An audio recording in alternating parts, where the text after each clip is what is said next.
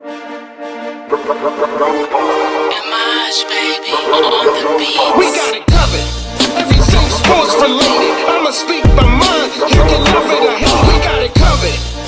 Everything Lamar. Welcome to RouG Pod. You know who we are. We got it covered. We got it covered.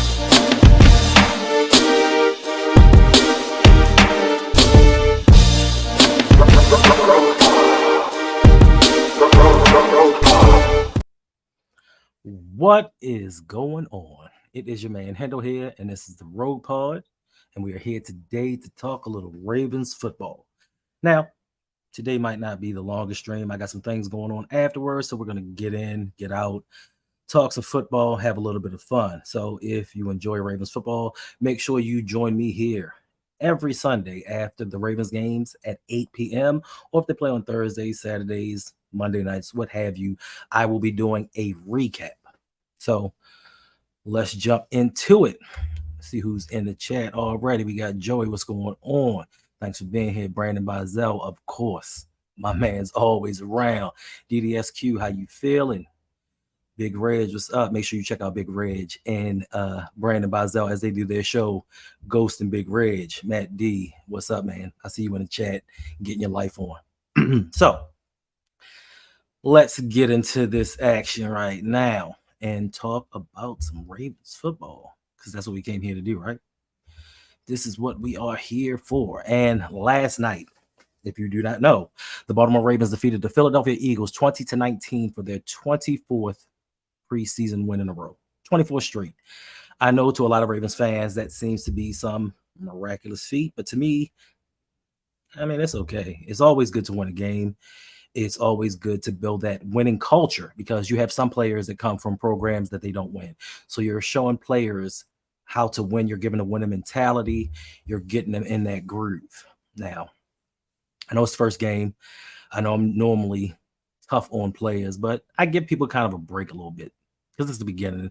It's the first time rolling out this Todd Monken offense. I myself, it was a lot of anticipation as to what this offense was going to look like, how they were going to perform, just if they came in prepared. And to me, they look pretty good. I mean, it could have been better, but going against the defending NFC champions, they did their thing. Malik, what's going on? Anthony, what's going on? Pete Brown the third. Got that right. What's up, my man? What's going on? How you feeling?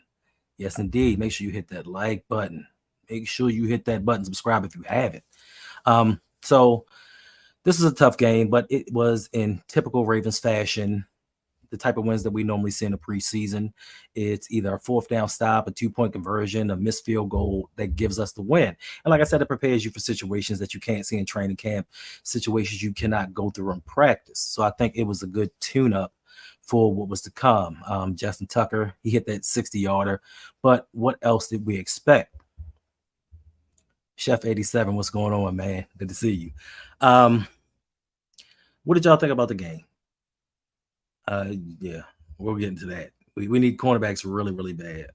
What did y'all think about the game? I thought, for me, Zay Flowers. I think he is a spark plug. I think he's going to bring life into this wide receiver room. The only problem I had, but like I said, it's the first preseason game, so I wasn't tripping too much, but I tend to think that they're trying to use him the way that Greg Roman used Hollywood Brown.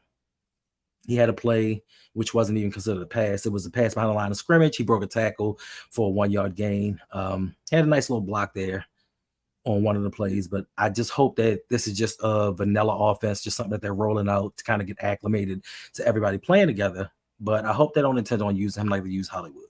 Use him like an NFL wide receiver, but what can you expect? The offense did roll out a lot of 3 wide receiver sets, which I was pretty happy about. They had Ben Mason out at tight end. I don't know if that's because Isaiah Likely got hurt. He did go off, but he did come back. He was in street clothes watching the game. We got out unscathed. So we did have an injury scare with Tyler Huntley. He tweaked his hamstring.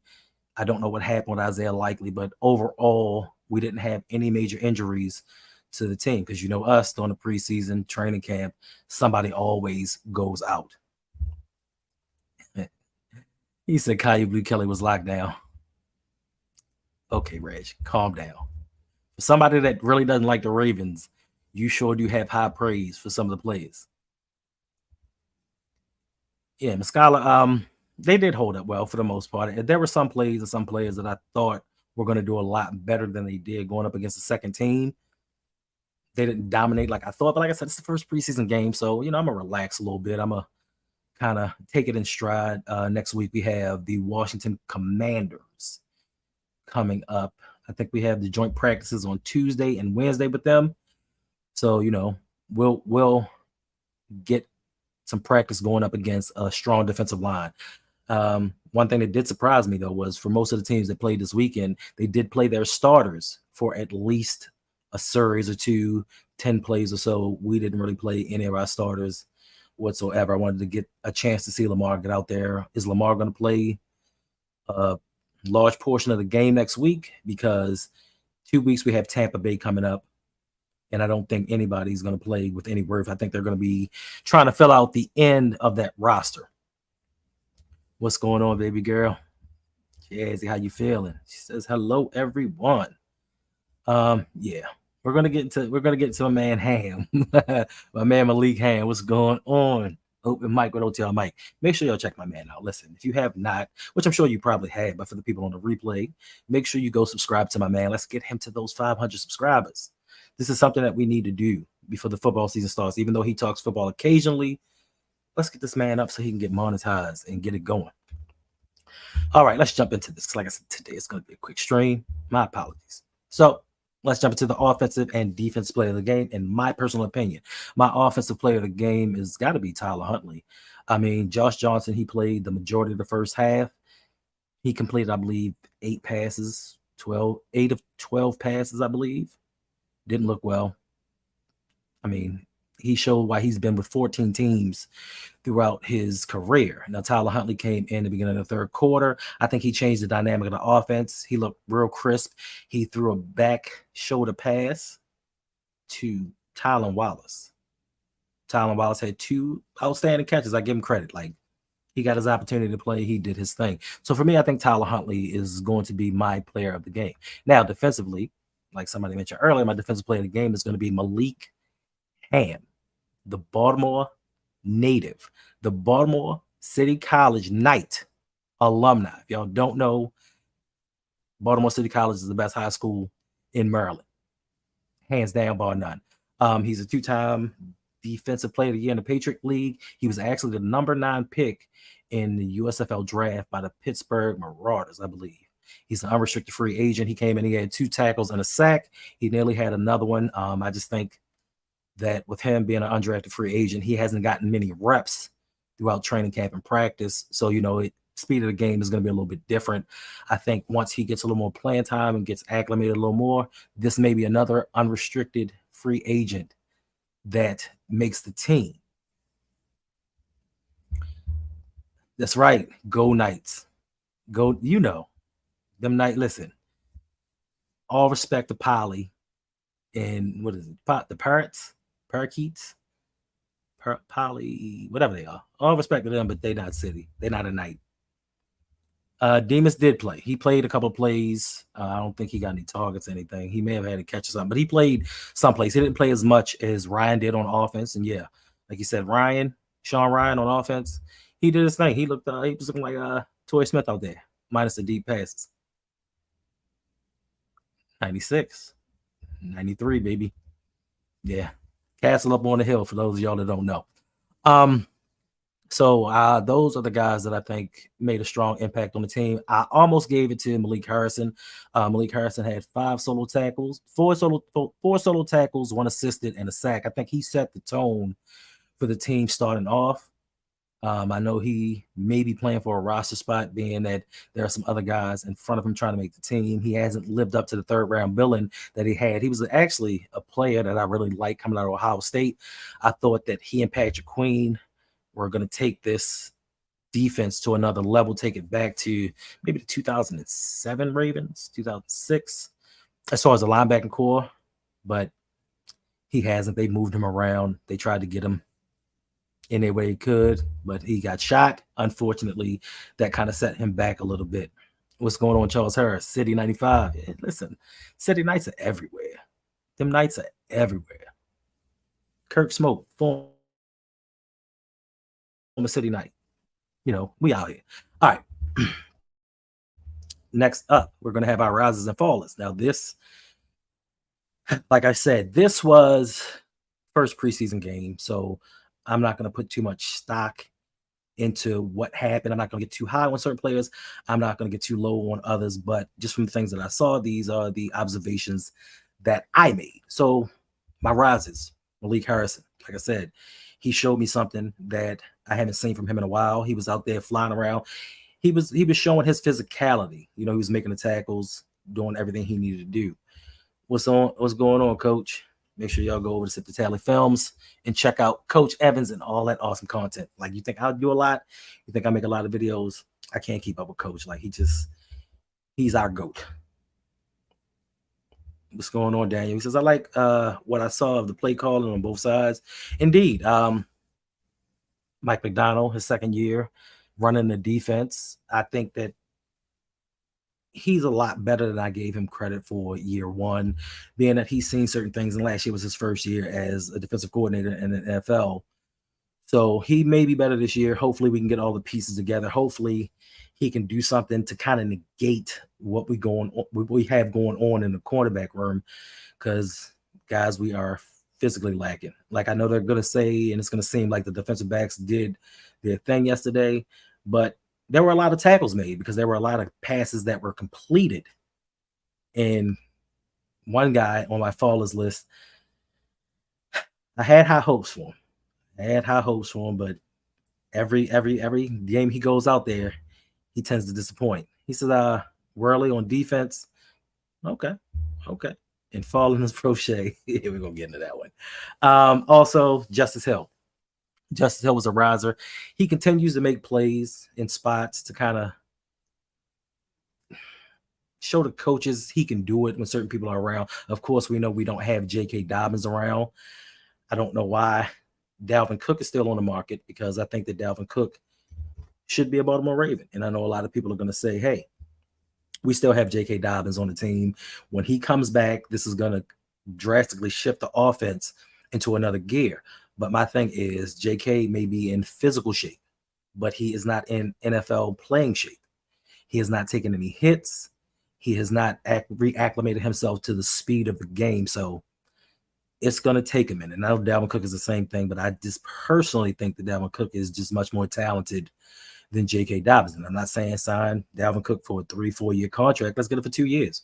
Let's go all in for 2 years and see what we can get. Like, it can't get any worse than the previous 5 years we've had with experimenting with this position and that position. Chef says we can't talk about crochet with coaches in here. Well, hopefully, Coach came in, said hi, he did his thing, because we're going to talk about that. We're going to talk about him. Listen, I get it. I get it, because I've rooted for Crochet ever since we've drafted him. Like, I was a big Crochet supporter. I didn't think that he was wildly talented. I didn't think that he was going to change the passing game by any means, but he's just a likable guy. I mean, even the wide receivers in the room with him, they respect him. Like, how can you be a player that for your career don't have 300 yards receiving, but you are kind of voted a co-captain in the wide receiving room? So that just tells you the kind of respect that he garners from his teammates. It's just that what we thought about him just has not come to fruition. Like, the one thing I used to say about Crochet was he had hands. And that's the one thing that he showed his first couple of years in the league, that he could catch the ball. But I don't know if it's just the pressure of it all.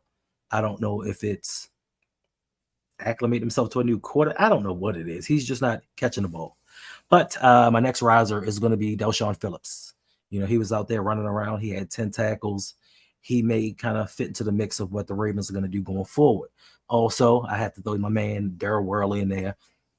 Wasn't high when they re-signed Worley, but now they are converting him over to safety.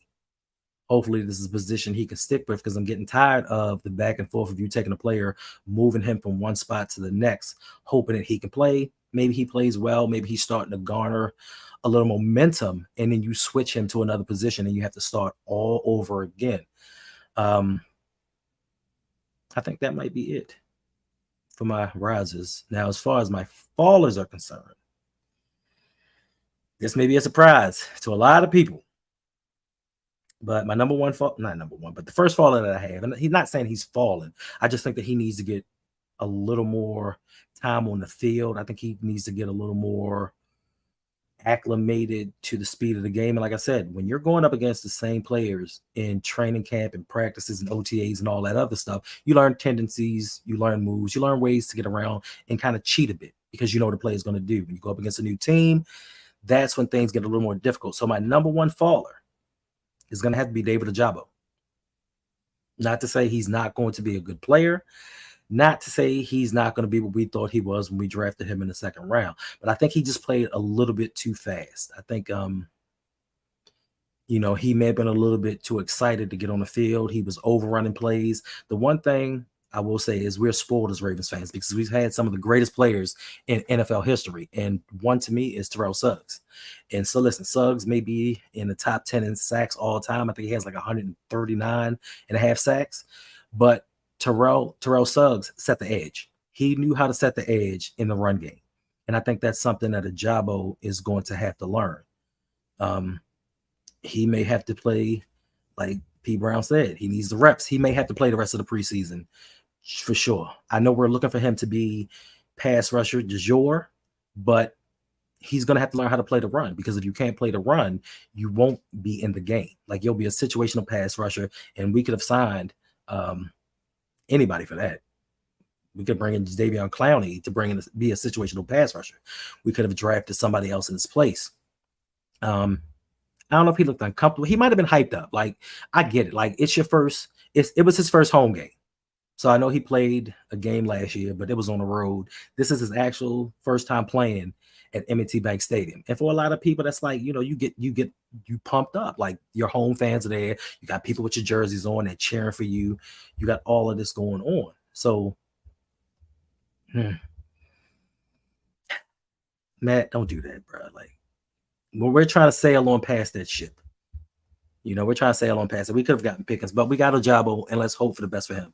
My second player, I know you're going to nod your head at this one, but Travis Jones. Travis Jones is my second faller. Not to say, once again, that he played a bad game, but I thought going up against the second team offensive line for the Philadelphia Eagles, I thought that he would dominate a little bit more. He had a tackle for a loss. He stuffed the run a time or two, but I just thought he would be able to dominate a little bit more than he has been, and he's going against backups, possibly guys that didn't make the team. But once again, this is the first preseason game, so calm down, get it together. I think he will do better, but I just expected him to do a little bit better than he did. I know, Mike, that's your guy. I have nothing against him, but when we have players that go out there against second and third teamers and they make these spectacular plays, we give them the most credit in the world. When your boy Shamar Bridges went out there and had a 100-yard game against Costco workers, we sat there and said, that's our Randy Moss. He's going to be our Randy Moss. But when they don't play well against these second and third teams, it's just, you know what, let's let this slide. Let it go. I mean, it's nothing. It's no real biggie. I just think that he could have done better. But once again, it's the first game. It's the first game. Like the whole defensive line should have dominated a little bit more, but we'll see once we get all the starters in around him. I know right now on the depth chart, Travis Jones is second team, I believe, if I'm not mistaken. So yeah, Shamar Bridges, and people are still saying that he's destined to make this team. Him and Demas, they're about to be our two starting wide receivers. All right. Next up, Coach. This is your guy, Coach. Now, I had some skepticism when we drafted this young man, and I'm like, okay. Then I heard Coach say, and I don't hear Coach Evans say this many times. I hear Coach Evans, he politely gives his thoughts on players. Like he'll sit there and be like, the guy might need some seasoning, some tutoring, some coaching or something like that. I've never in my life, except for this one time, heard coach say, this guy can't play. And that guy to me would be Tavius Robinson. Hopefully he can get better. I don't know what he was doing out there. Look at this. Look at this. Look at this. When I saw this, I'm like, is he saying ghost? Did he close his eyes? Like, what did he do? Like, just look at this.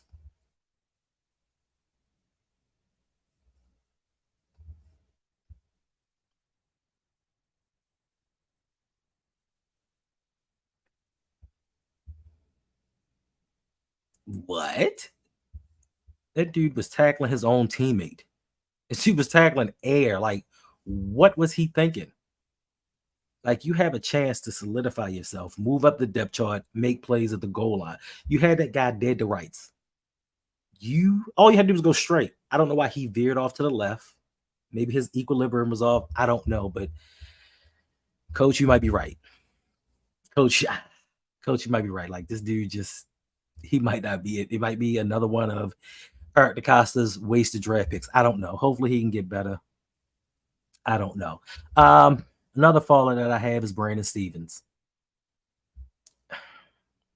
I don't know who to blame in this situation. Do we blame Brandon Stevens? Do we blame the coaching staff, the system? Because if I'm not mistaken, once again with this young man, he was slated to be a safety this year because it seems like every year it's either or for him. And I could have swore he was supposed to have been a safety coming into the season. Now he's cornerback 4, 5, 6, 7. I'm not for certain. And the only reason I have a problem with Brandon Stevens is, and it's not the fact that he gives up an inordinate amount of passes, because I think he had like 7 tackles yesterday, and they weren't just tackles. They were completion tackles. He let the guy catch the ball and he tackled him. But the problem I have with Brandon Stevens is you'll give up 6 completions and you'll hold your head down and then you'll break up 1 pass. And you sitting there waving your finger like, not today, sir. Not on me. It's like, bro, just play your position. Keep it pushing. Do your thing. Do your job. Keep moving. Because nobody said anything. You didn't see that one wide receiver was given to. Was it Cleveland? I think it was Cleveland for Philadelphia. He was giving that man the blues.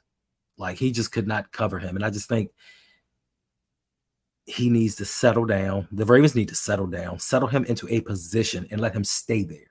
Stop moving him around. Stop moving people around, because that's something that we do as an organization. We draft guys who played one position and try to move them into something else. Not to say that Matt Elam was a good player, but we tried to move him out of position. What was it? Kamale Correa. We moved him out of position. He went to Tennessee, played a little bit better, but we move guys out of position and expect them to do well. And then with this young man, you keep going back and forth, back and forth, back and forth. And I think that's kind of stunning his growth a little bit. And yes, I don't know why. And that draft, I was like, who? 3rd round? All the people that were available in the 3rd round, you took a converted running back that played cornerback for 2 years at SMU. And I guess they figured because he was in practice going one-on-one with James Prochet that he was going to do something. So this is why we struggle at the position. Another faller. This one was ugly. Another faller. It's got to be your man. I mean, I don't got to say much. I just let you see the video because I'm sure you've all seen this video by now, but I'm going to let you see your man. And I think he done played himself out of the job. 1 preseason game. How do you lose a position on a football team from 1 preseason game? But this man did it. I think he's had enough.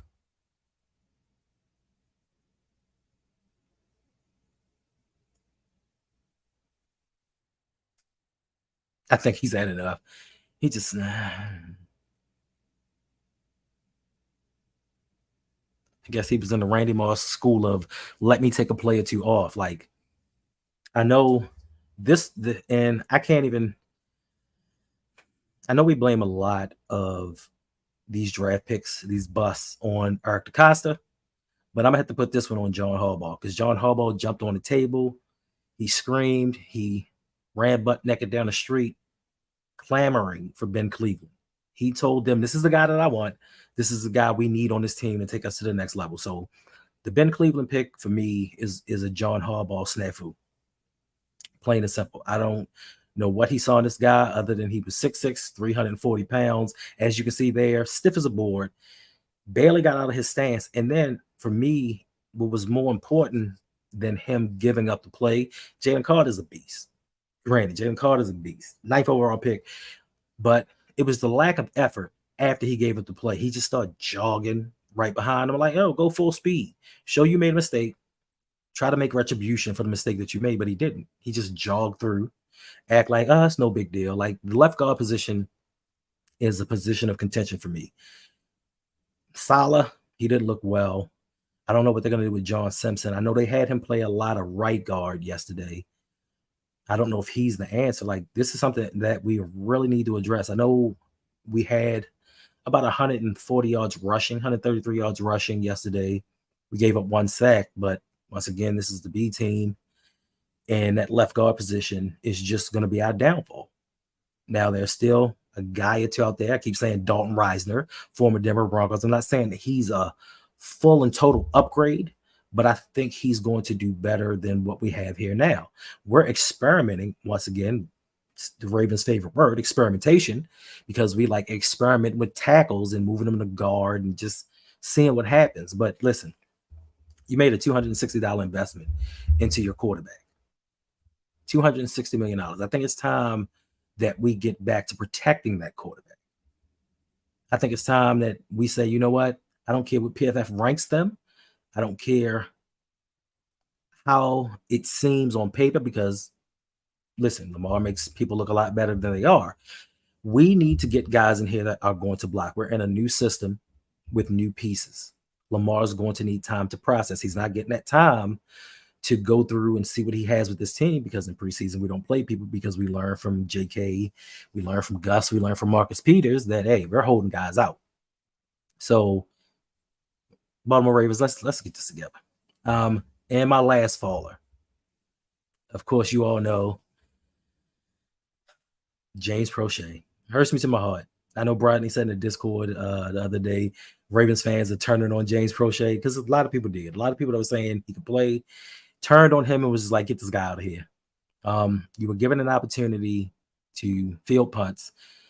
He fielded the first punt, fine, no problem. The second one, he tried to make a play, and I got excited because he made a dude miss. We don't normally see James Prochet make guys miss. He made a guy miss. Boom, pillars on the ground. I think once he fumbled that ball, that might be it for him. Unless these last 2 preseason games, he has Isaiah Likely half, where he has 100 yards each half for the next 2 games for 400 yards. I think that's it for James Prochet. I think his hold on that wide receiver 6-7 slot was already tenuous at best. But I think he just won game. He just played himself off the team. So my thing is, listen, go to the coaches tomorrow morning when you go back and say, listen, how do I become a grad assistant? How do I become a wide receivers coach? How can I get on this coaching staff? Because James Prochet is done. It's finished. We will not have to have these conversations anymore. Yeah, Joey, my man's cut. Hurts me to my heart because I like the kid. Like, I think he's a good dude. He sits there, he signs autograph, he talks to the kids. Not saying that a lot of players don't, but he takes that extra time out. Now, is it because he knows he has to bring something extra to make himself stand out? But the talent is just not there. Like, if your best asset, your best quality is catching the ball and you fail to catch the ball, what do I need you for? You don't already get separation. You don't always run the proper routes. And then yesterday, what made things worse was Tylan Wallace had a good game. Like I said, Tylan Wallace had the back shoulder catch. He actually had a contested catch that I thought was better than the back shoulder catch. So now you have Tylan Wallace moving up the depth chart. Laquan Treadwell, he looks a little bit better than a lot of us thought he would. But he's trying to make a push for that last wide receiver spot as well. So James Prochet, I salute you, brother. But yeah, that's it. Yeah, Sean Ryan. Like Sean Ryan, we're gonna see what he has. But that's it for our guy. Thank you for your service. Appreciate you. Appreciate you.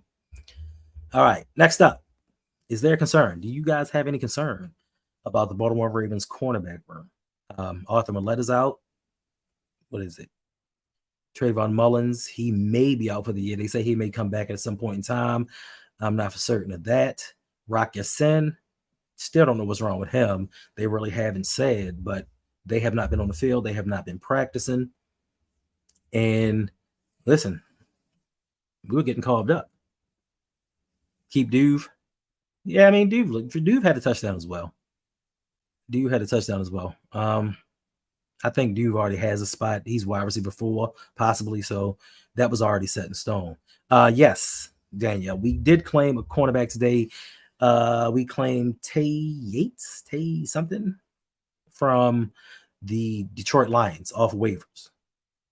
But to me, these are just camp bodies. Like, I'm not saying that the Detroit Lions have a horrendous cornerback room, but I'm not saying they have the best cornerback room, to be honest with you. Their third overall pick was Jeff Okudah. They let him go to Atlanta. Like, they don't have too many corners in Detroit, and you got cut. Not saying that cut players don't rejuvenate their careers and make moves and be somebody else somewhere else, but what do you think he's going to do here? Like, we have a bunch of guys already that aren't going to make an NFL roster. So now you just have a collection of them that you have to release on cut day, and it still does not solve the problem. Like, I hate to say it, we should have re-signed Marcus Peters. I mean, he looked pretty good. What, he had 2 interceptions off of Brock Purdy, Mr. Irrelevant, Mr. I'm going to take the 49ers to a Super Bowl. So he's a legit NFL quarterback, and he had 2 interceptions off of him. Now, I know a lot of people are going to say, hey, Marcus Peters looked pretty terrible last year. And I'll be the first to tell you he did. But it was his first year coming off injury. And I think he's fully healthy now, especially without having training camp and all these other things. He gave his body, he allowed himself time to heal. So I think we should resign. He waited for us. That's the thing. That's when you know you have someone that's loyal to your organization, in my opinion. He waited. He could have signed with the Raiders the first go around when he made his first visit, but he knew Ravens were having some issues at cornerbacks and players were going down. He's like, I'm just sit back, relax, wait for that phone call, and go back like I never left. And the Ravens was like, the head coach don't like you. Even if you can play, even if you can be our second best corner, head coach don't like you. And we prioritize certain things over talent in this organization. We prioritize good guys over talent. And this is why we have a Ben Cleveland. He's a good guy. He's a big guy. He's a strong guy. He can't block. What is that doing for us? That's another wasted draft pick that now we have to go out and find someone else to replace him with many of the draft picks that we've had over the past few seasons. But his quarterback remain looking good. And luckily for us, we still have a couple of weeks to get it started because we are still a little less than a month away from the start of the NFL season. September 10th, I believe, is our first game against the Houston Texans. And CJ Stroud, he doesn't seem to be what their fans thought he was going to be. He's going to get better. I mean, it was his first preseason game. He's a rookie. But they just don't, to me, have a passing attack that's going to scare anybody. We're going to go down there and beat them up, and we're going to get complacent again and say, look, we're good. We just beat up on this team. But then we start playing some divisional foes, and we'll see how that goes then. Let me know how that goes when we start playing the Buffaloes, when we start playing the Cincinnatis, even when we play the Seattle. Because now they have Jackson Smith and Jigba. So now they have 3 legit number 1 wide receivers that we have to guard. And all we're trying out there is Marlon Humphrey. This does not bode well. And if you've been to the channel before, you already know. I don't really care about the regular season. I don't care what happens. I don't care statistically what goes on during these 17 games. What I care about is our performance in the postseason. And if we don't start getting players that can play and start practicing good practices, it's not going to bode well. I think the Ravens should probably treat a playoff game like a preseason game. If we start acting like the postseason is a preseason, we'll win several Super Bowls in a row. But unfortunately, we don't. We get to the postseason, we change up. Hopefully, with Todd Monken as our offensive coordinator, things will be a little bit different. He'll stick to what works. Because like I said, I like his formations. I like the variety in him, even though it was pretty vanilla being the first game. I like what he was doing. Scholar says, what corner would you want them to get? I mean, right now, I don't think that there's anybody out there that I really would want them to get. Like we continue this trend of waiting to the end, waiting till everybody's signed to make a push for people, and then saying, "Oh man, I tried. It's just nobody out there. What are we going to do now?" Like we should have done this at the beginning of free agency. We knew we were thin at cornerback. We knew that we were pretty much one injury away from being in trouble. Like I said in the last stream, same thing happened last year with Rashad Bateman. We said we got Bateman. We don't need anybody else. We got Andrews. We got Bateman. Passing tag's going to be wonderful. What happens if Bateman goes down? Everybody's like, we're fine. We got some youngins. They're going to do their thing. And they didn't. So now we have these guys out here like, what is it, 33? What was 33? Swan. That dude is horrible. Horrible. And then we have Worley, who I thought played pretty decent, being that he came in last season, but now he's a safety. Are you going to move him back to corner to kind of circumvent the losses that you have? Because we have a lot of injuries. And to believe that this cornerback room is going to make it through the rest of the season unhinged, you're crazy, because it's what we do. We get injured. And a lot of people are going to say, well, look, Steve Saunders is going off the team. We have nothing to worry about. We have had injury concerns, especially in the secondary, well before Steve Saunders got here, with Jimmy Smith and the rest of them. We've always had injury concerns in the cornerback room, and we've never truly addressed it. And we went out there with these guys that can't cover. So I don't know. And yes, Joey, we have picks for a trade. We've had picks for many trades. So to me, this is not even an option. This is not an option because our front office does not believe in giving up assets. They don't believe in trading picks for proven players. As you saw, we had 11 draft picks in the draft. We drafted all 11 picks. All 11. We could have traded in many different scenarios, gotten many different players, made this team a lot better than it was. But we didn't, because we like draft picks because they're cheap. They're cheaper options, and hopefully you can hit on some of them. Unfortunately, we cannot draft, nor can we develop. We have a problem developing players because a lot of players that we get, they go elsewhere and flourish. So they've obviously had the talent. It's just we just don't seem to be able to coach them up. What's up, Dolphin? He says we always need good depth because we can't escape injuries. It's a fact. Like, it's just something about this franchise. We can't escape the injury bug, but other teams seem to overcome these injuries. It's just us that don't, because we put too much into filling out the back portion of our roster. We spend too much in that. Instead of having star players, decent players, and some players that may be able to fill in spot duty, we have superstar players, a good player too, and then just roster fillers.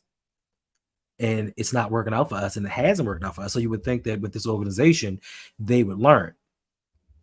And listen, men lie, women lie, but numbers don't, unless it's in football. Unless it's football. That DVOA, that defensive ranking. Listen, one of the things for me that kind of skews things is you look at defensive ranking for yards per game, you look at defensive rankings for points per game, and you can be wildly on two different ends of the spectrum, like the Ravens were.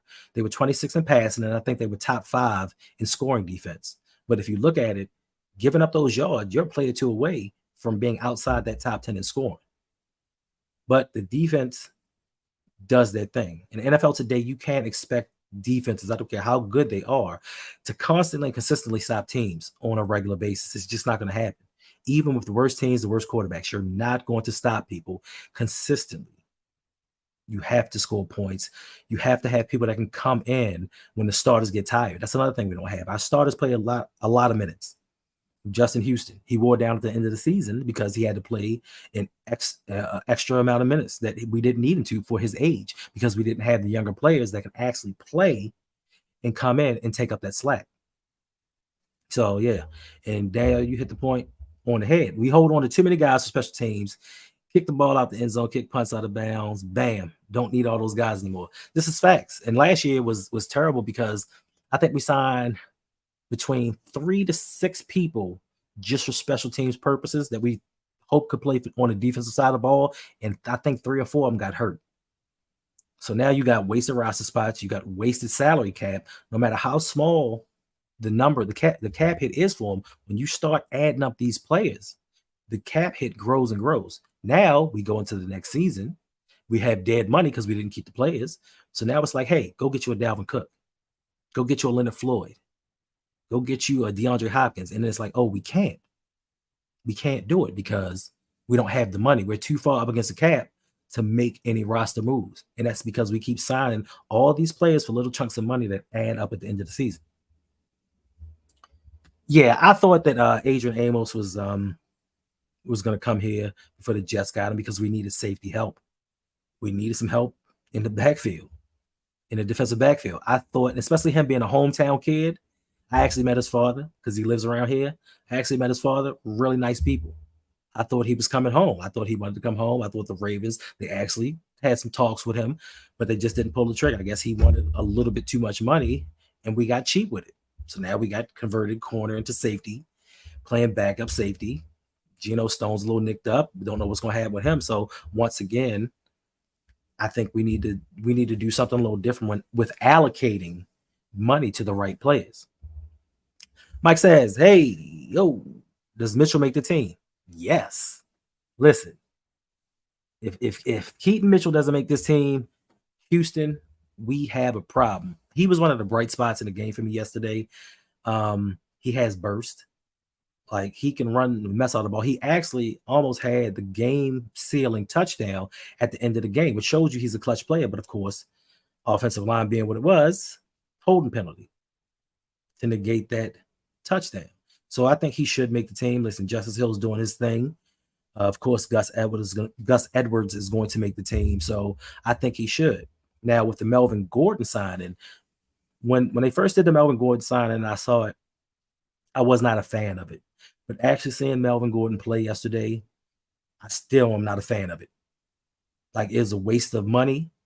It's up to $3.1 million, I believe, with incentives that he can make throughout the season. But once again, we wasted money. Stop going out here and getting guys who may possibly do it. Because I'm telling you, Melvin Gordon's going to play. He's going to fumble. I'm not wishing a fumble on him, but he's going to fumble because throughout his career, that's the player that he's been. So Keaton Mitchell should be assured of a roster spot, especially with the uncertainty with J.K. Dobbins. Like, we don't know what his stance is. We don't know how long or how far he's actually going to take this. Like, I give the young man credit. I give him credit. He's standing for what he believes in. He believes he's not being paid fairly. He believes that running backs are getting a raw deal as far as their salaries are concerned. And he's like, yo, I ain't doing nothing. There were reports from the Ravens last week that he was supposed to come back or he was close to coming back to practice. I haven't seen him. I just seen his teammates come out there doing interviews. Talking about, yeah, he good. Yeah, all right. He'll be back soon. But once again, how effective will he be once he comes back? We only have 2 more preseason games, and then it's time for the regular season. So even if he comes back, would they put him on a physically unable to perform list? It depends. If he comes back right before week 1, like right before, he may, and that's going to guarantee Mitchell a roster spot. The chef says, people keep talking about bringing back Kyle Fuller. For what? Why would we bring back Kyle Fuller? Like, to me, that was, even last year, I was like, no. He's not the player that he was in Chicago. Like, no. You know, a lot of people was like, oh, if he didn't get hurt, this would be a different situation. It wouldn't have. It wouldn't. He's another version of Rock Ya-Sin. He's a decent player. He allows a lot of completions, but he just, injuries have taken a toll on him, and he's not the player that he once was. So, you know what I mean? I understand it. I mean, why not give him a chance? If he's fully healthy, bring him back. If it's a salary friendly deal, try him out. I mean, what could it hurt? Like, we don't have the people. We don't have the guys that are going to make a difference in his backfield.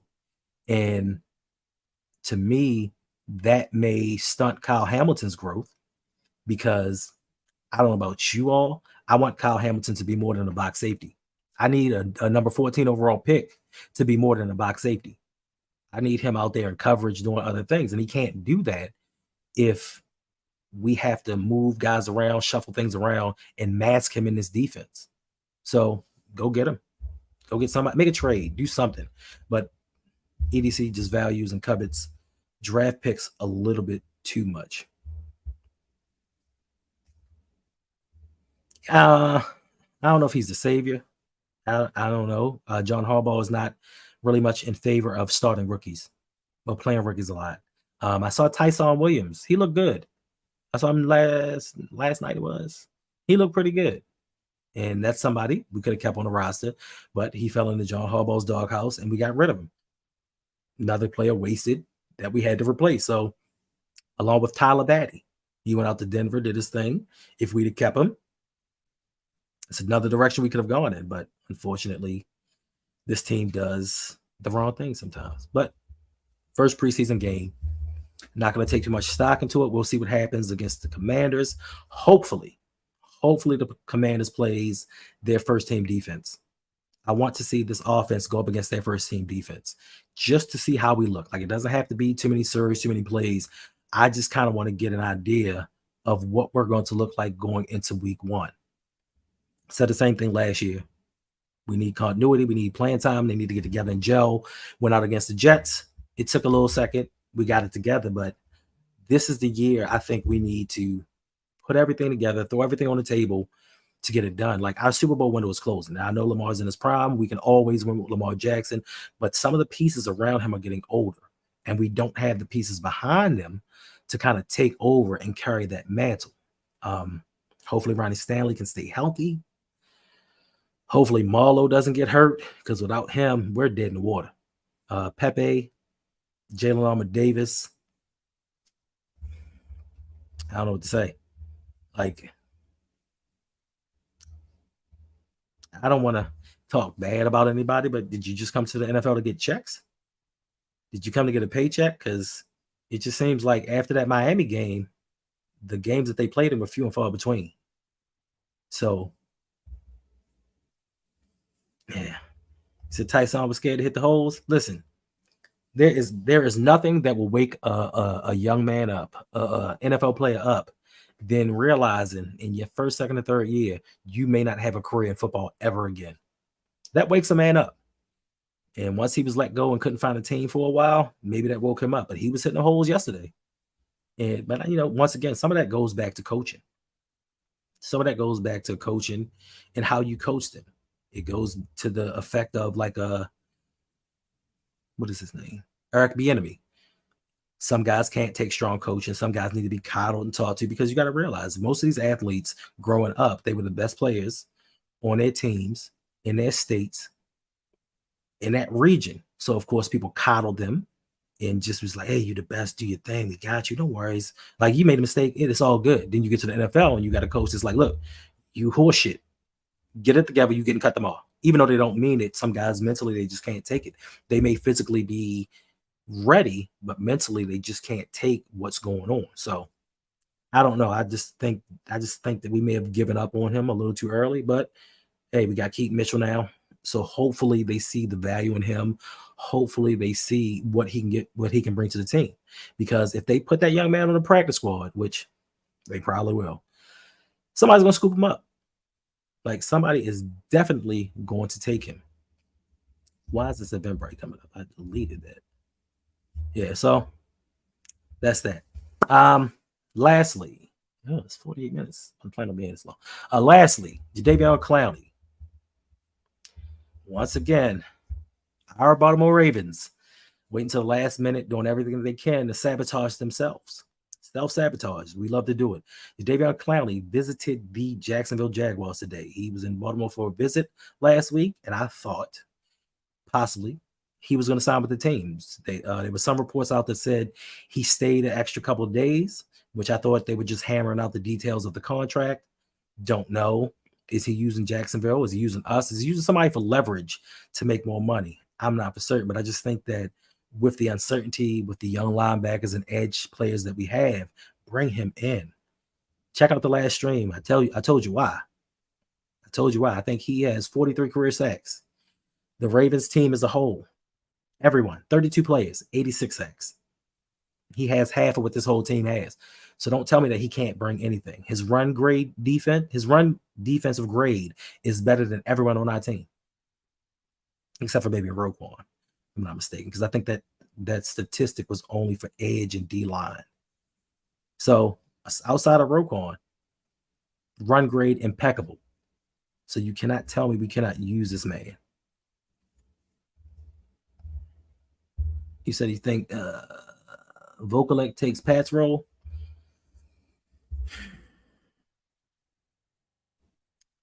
Hopefully Charlie Kolar takes Pat's role. Cut that man, recoup your losses, and move on. Listen, like I said earlier, we had Ben Mason out there playing tight end. Why? Why do we have fullbacks out here playing tight end? Like, I understand camp bodies, you're trying to get people reps. Get the people that need the reps. Charlie Kolar needs the reps. Charlie Kolar fumbled. Luckily, it went out of bounds, but Charlie Kolar needs the reps. He barely played last season. He came into the season with a sports hernia, sat out the majority of the season. He needs reps. He needs game speed. He needs playing time. So, no. Take all of them out. It's NFL. It's 2023. I don't want to see any fullbacks on this team, unfortunately. I mean, for all the fullbacks out there, Pee Wee, college, all that, shout out to y'all. Find a new position, but it's 2023. They're trying to phase out the running back position. Why the hell do we need a fullback? It's just my personal opinion. All right, listen. It has been 51 minutes, and it's still 52 people in here. Make sure that you like, subscribe, share with your friends. Appreciate you all being here. Also, if you like what I'm doing, you want to keep the party going, I do an after stream, so to speak. And the way that you can get to that is if you sign up to the Patreon. Make sure you go to patreon.com/RouG.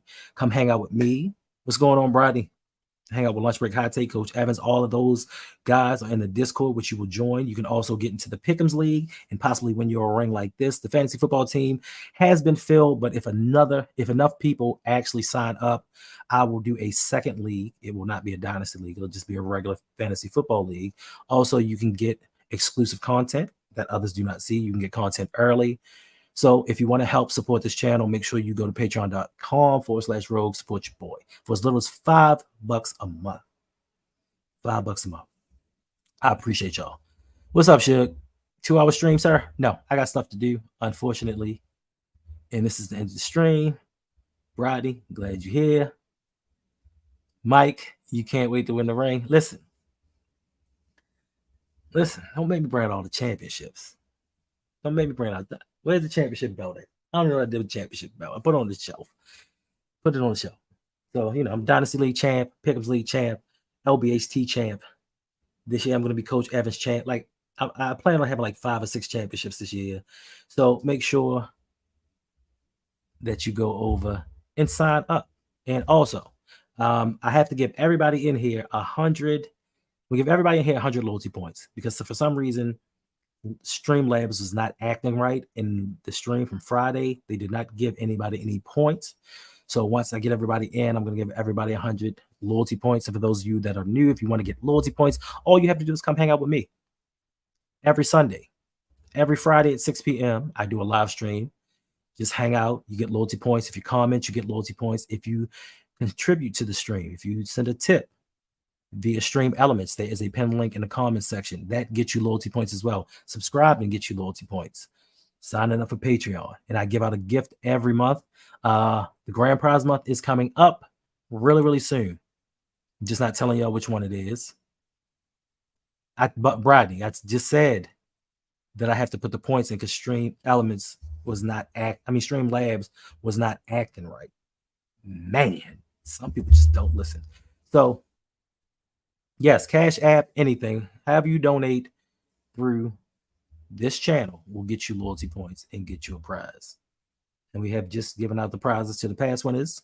We had in June, Yolanda B, July 1st, Muthana. Appreciate y'all. So yeah, Cash App, yes. And if you need the Cash App symbol, I guess I need to start putting that up on the streams, huh? I just don't know too many people that really do Cash App, so I don't even really put it up there. But listen, however you want to help support this channel, I appreciate it. All the money that is given, I put it right back into the channel. I try to make things better. I try, you ready to check? I try to get back to the people that help support me because without you, I'm not here. If y'all weren't here riding with me,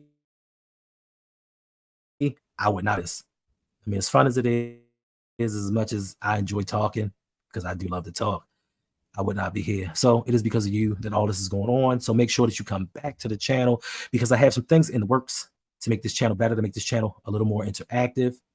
And that's pretty much the stream for today. Any questions for me before I dip out of here? Money order. Listen, Jay. Nobody does money orders. Nobody does checks anymore. I'm an old man. I don't even do those things. Yes, Mike. I'm talking about Ferris from Be More, sir. Be More Ferris. But Ferris came for the meet and greet. He came and got his chicken boxes. His chicken boxing is half and half, and he's been converted. Now, he tried to downplay in the Discord the effect that it had on him. But I was standing, and I got the video. I don't know if I'm going to release this video, but I got the video when he was just like, damn. Okay. I see what it is. I see what a Baltimore chicken box be like. So, you know, it is what it is. But you can only front for some people. You can't front for me, homeboy. Team Raimi, what's going on? Yes, everybody stay blessed. Stay blessed. So, since there are no questions for me, I guess we are going to end this stream. So, let me see if I can remember my saying. Remember, formulate your own opinions. Think for yourself. Never give into conformity. And most importantly, be somebody important. Be yourself. It's your boy, Mo.